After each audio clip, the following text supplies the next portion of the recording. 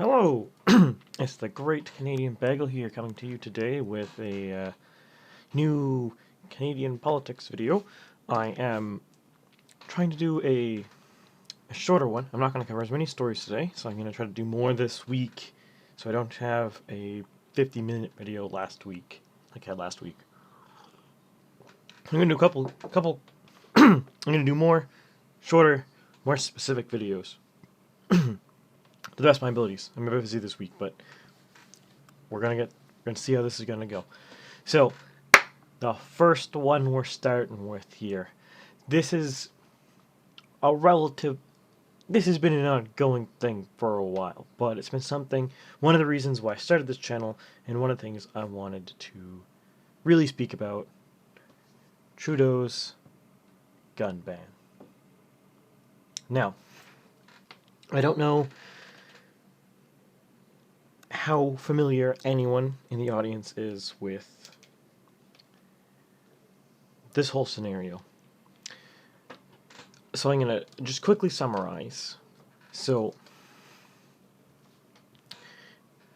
in a community called Portapique in Nova Scotia, which geography doesn't matter. So Portapique in Nova Scotia, which is the province I live in Canada, to be specific, had a shooting in April. There was this crazed gunman who tried to seemingly tried to kill his girlfriend, lit his house on fire, went around the community shooting people, lighting houses on fire in a mock police car, a mock RCMP car, wearing an RCMP uniform, pretending to be an RCMP officer, going around shooting people for on a 14-hour shooting spree. Also, arsons occurred. I think 5 people were killed by arson, and I don't remember how many people were killed by shooting. I believe the total's in the 20s, though. And that was in April. Since then, we have learned, following that, on May 1st of this year, the Trudeau government banned 1,500 different firearms, almost exclusively rifles and shotguns, no handguns, as a way to take action to prevent this kind of violence from occurring again. But we have known the entire time that every single firearm this man owned was illegally owned, was illegally smuggled into Canada from the US. We know the guy was not legally able to have a firearms license because he had past assault convictions, that were not pardoned, which prohibited him from ever getting a license in the future. We know that his neighbors knew he had guns and reported it to the police, and they never did anything about it.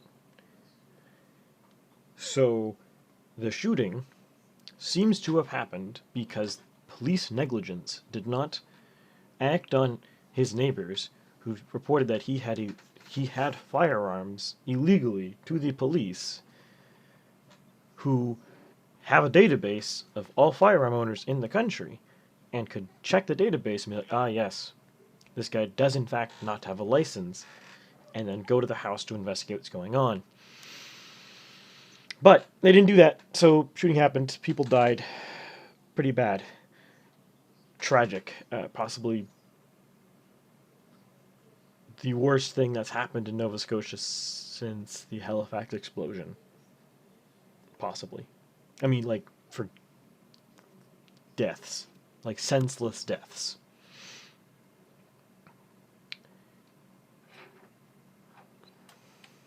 There might be others. I can't think of anything offhand. But anyways, that's not the point of the video. So, the point of the video is not on the tragedy of this horrific event. The point is why the Trudeau administration's response is terrible. We see this article here, which we'll get into in a second, but the principal reason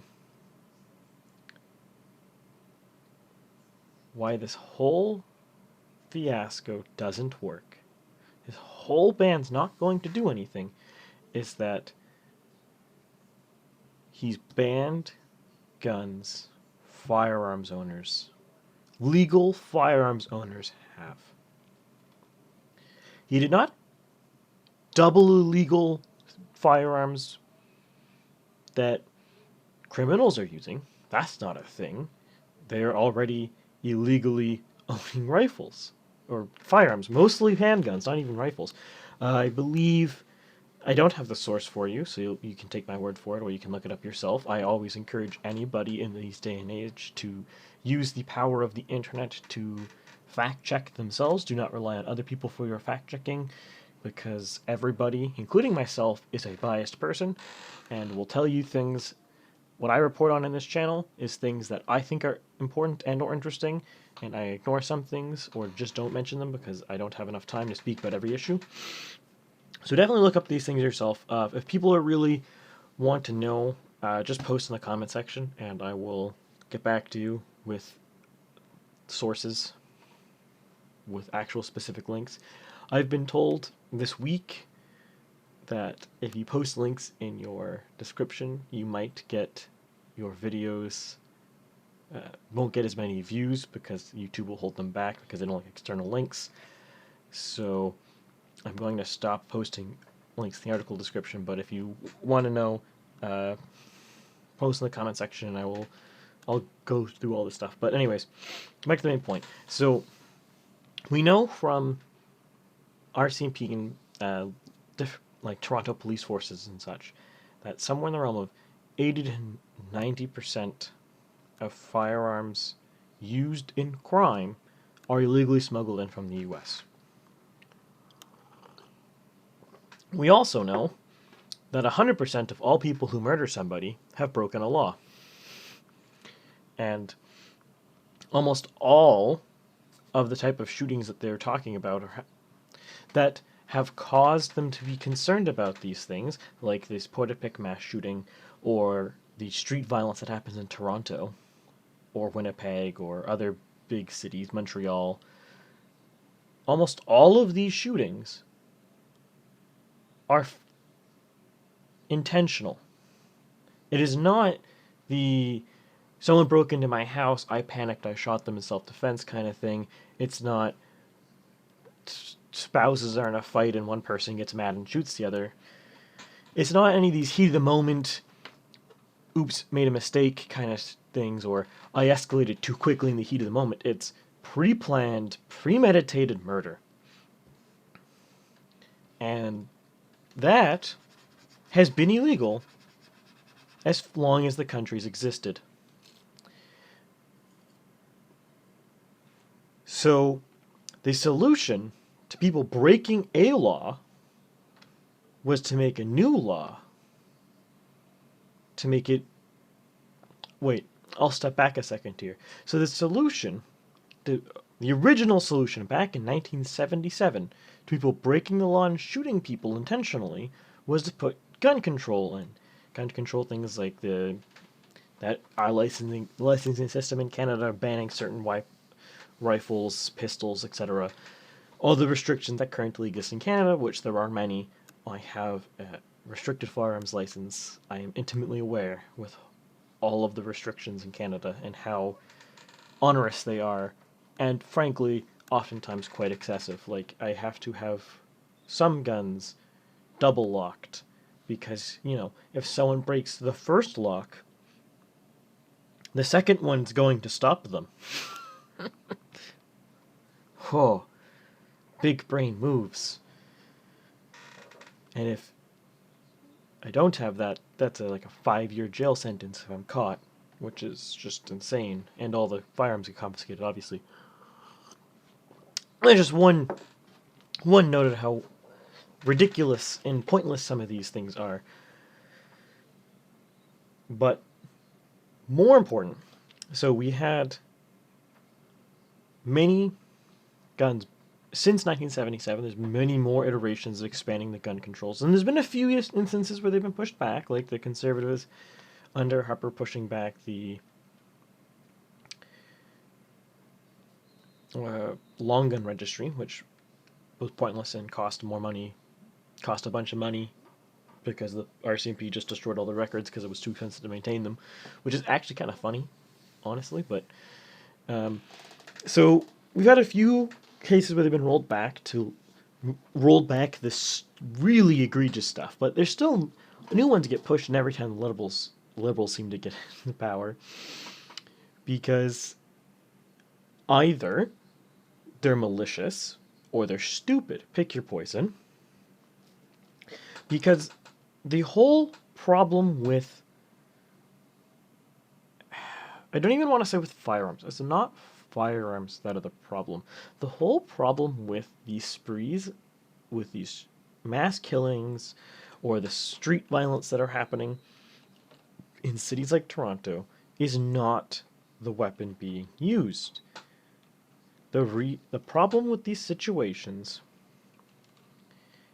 is that there's people who are willing to go kill somebody. It's not an economic problem. It's not a societal safety problem. It's not a gun control problem. It's a culture problem. There's a culture in these inner cities, not just inner cities, in a lot of these crime-prone areas where people are willing to just go take another person's life over petty issues. Be it gang violence, be it that guy stole my shirt, so I'm going to just shoot him or knife him or whatever.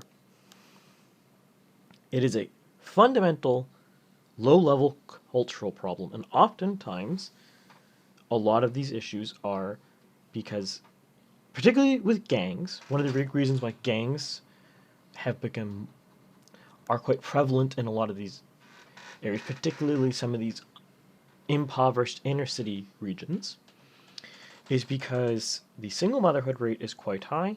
There's no fathers around.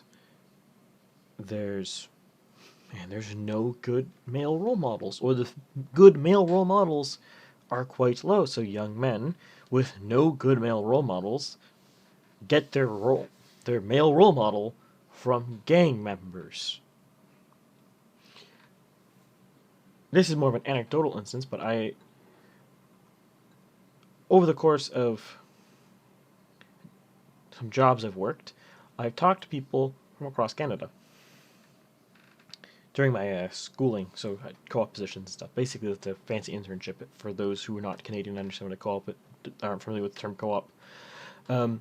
So one of them was from Thompson, Manitoba, and what he told me is the gangs there would recruit people at like 10, like 12, 14 range to do their attacks, like the stabbings, or I don't believe they used firearms, so it was mostly just stabbings, to do the stabbings because they wouldn't be charged with major crimes because they were minor. And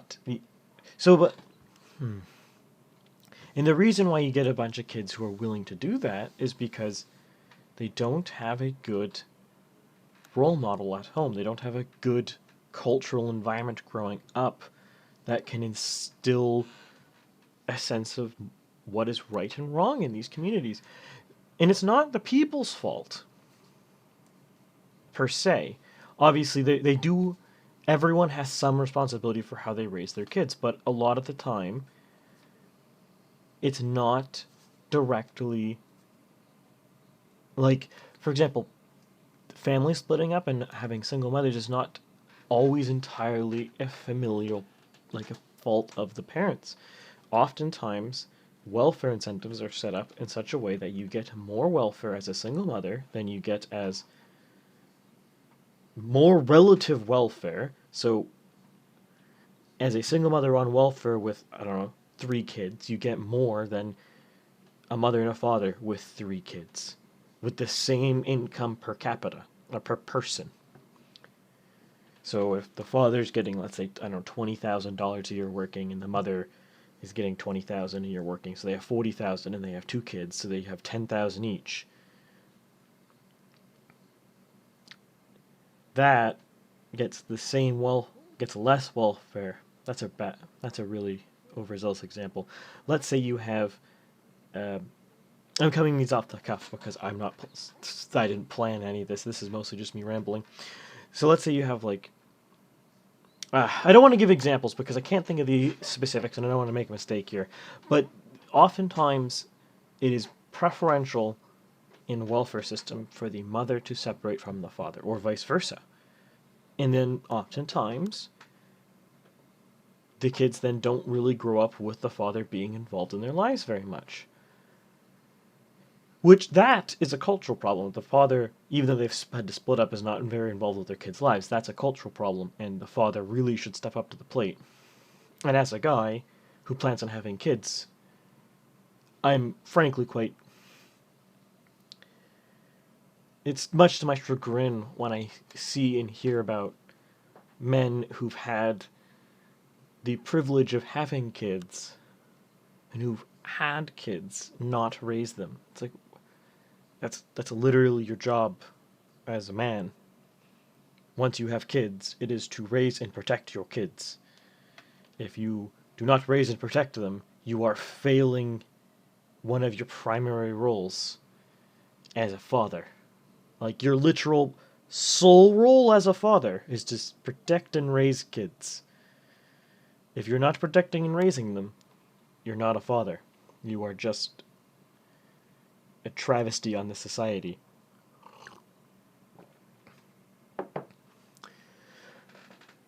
Though, again, it's not always entirely their fault because it can be very difficult because of how the government intervenes in these scenarios. But that's getting more nitty-gritty, and I'm going to transition back here. So,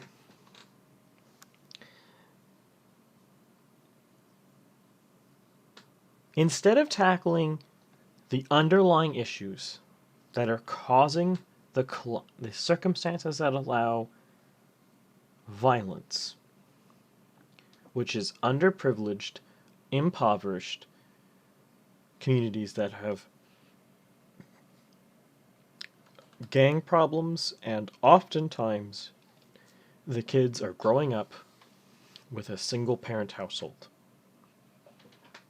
Those are the places where you see the most violence.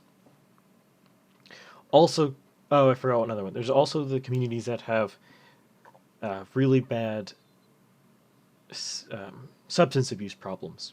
You see this a lot in some of the high crime areas where there's a lot of natives. It's not that the natives are bad at raising their kids. It's not that...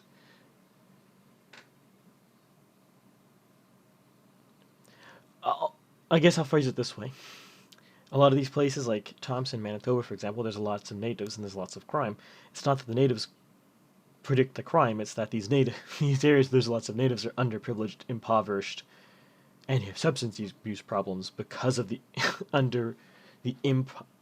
the fact that these communities are basically dirt poor, and government policy doesn't actually ever fix that problem.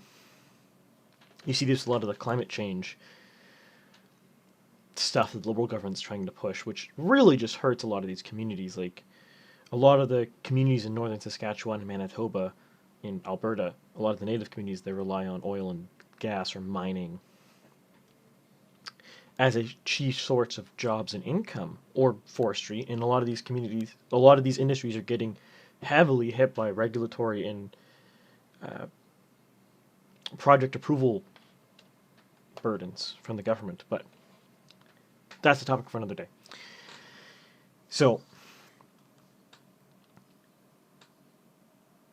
the Trudeau government, time and again, isn't tackling the cultural problem on the ground, the societal cultural problem on the ground, which enables the violence. He's not tackling the smuggling problem that makes it into firearms violence, which, again, is really... It's this kind of disgusting trope that left-wingers use, left-wing governments use, left-wing politicians use, is they talk about gun violence. They don't talk about violence. They don't talk about homicide. They talk about firearm deaths, firearm murders. Like, firearms are somehow a more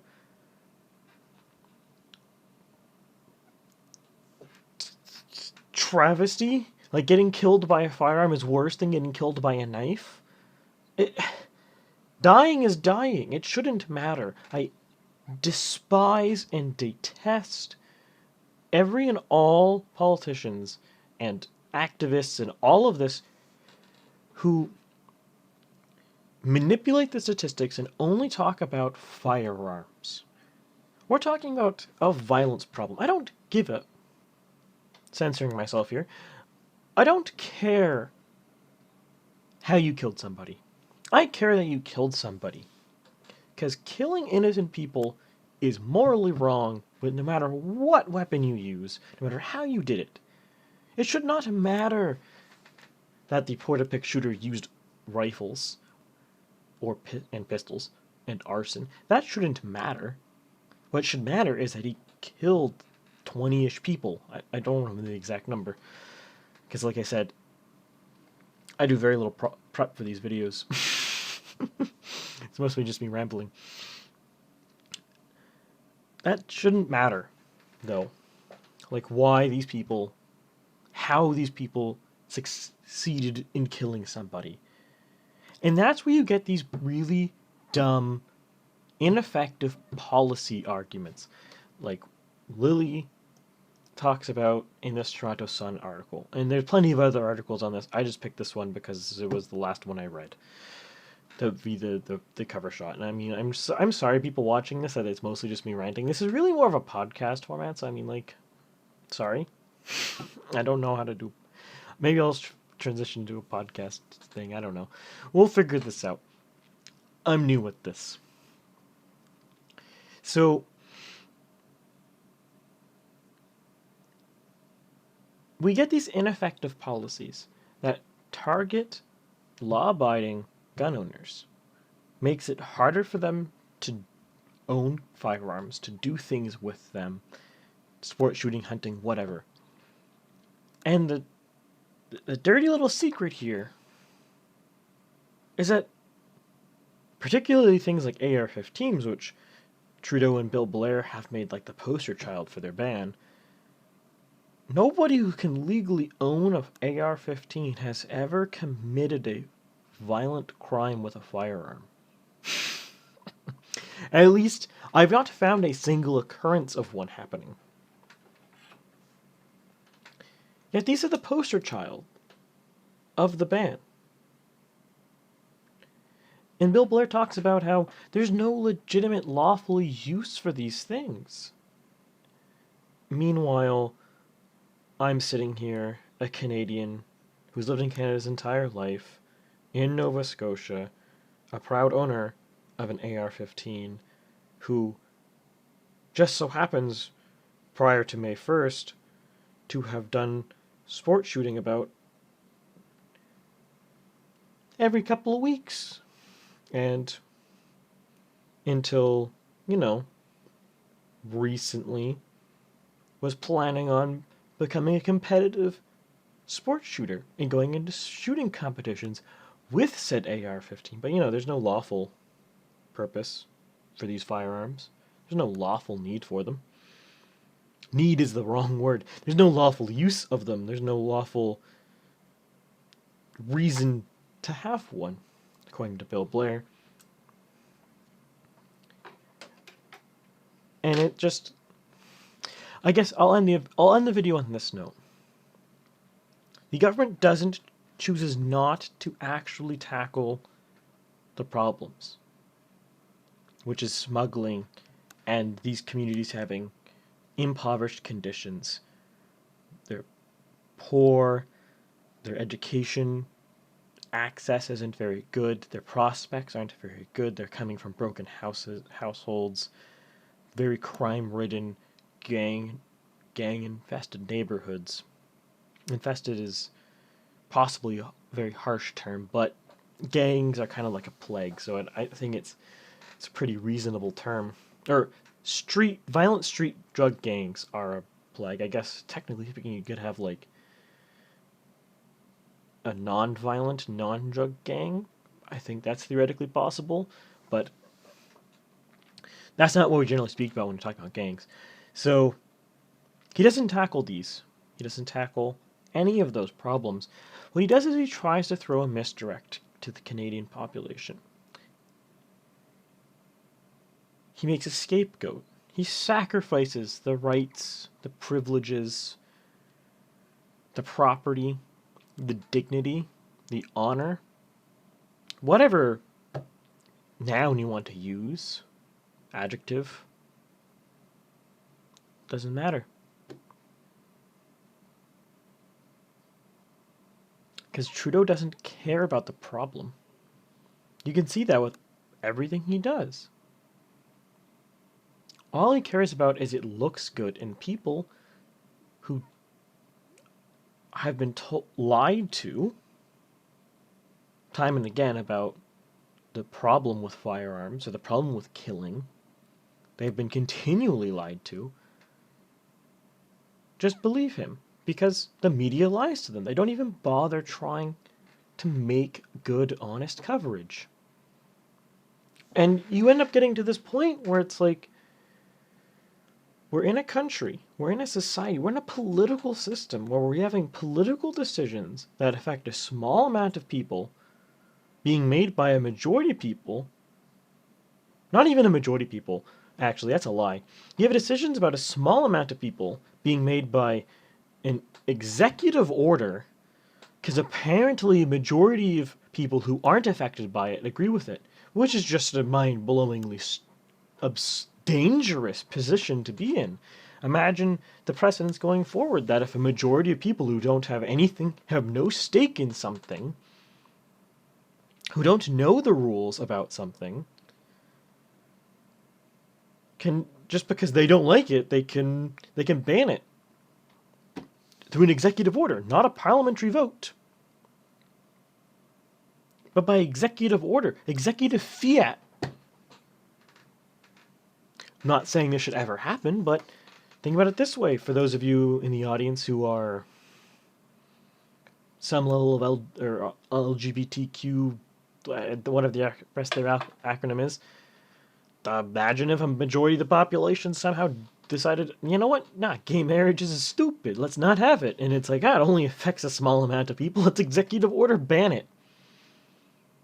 I'm sorry, what? Could you imagine? People who are very pro-choice in the audience, think about it this way. One day, let's say a majority of people in Canada want to abolish abortion, and then they just do it by executive order, and it's gone. Excuse me, what the fuck? Could you imagine that? That would just be insane. I'm not saying, like, and it goes for literally any position you can think of. Every single position, any single argument that you can think of that affects a minority of the population, and how a majority might disagree with it, either by being informed, uninformed, doesn't matter. They just disagree with it, and then they ban it by executive fiat. They don't have a vote on it. It's not debated. There's no ability for this minority group to have their comments, their senses, their opinions heard. It's just banned. It's a very dangerous precedent. And I really hope our Supreme Court strikes it down. But I have very little hope because the Supreme Court in Canada has a terrible track record of these things because it allowed reference Firearms Act to pass.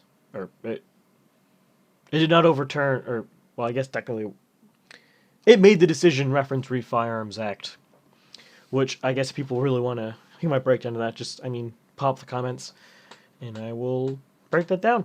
But I'm at a risk of getting too long here. I'm getting near the upper limit of how long I want these videos going forward, so I'm going to take a stop here, and I'll see you guys next time.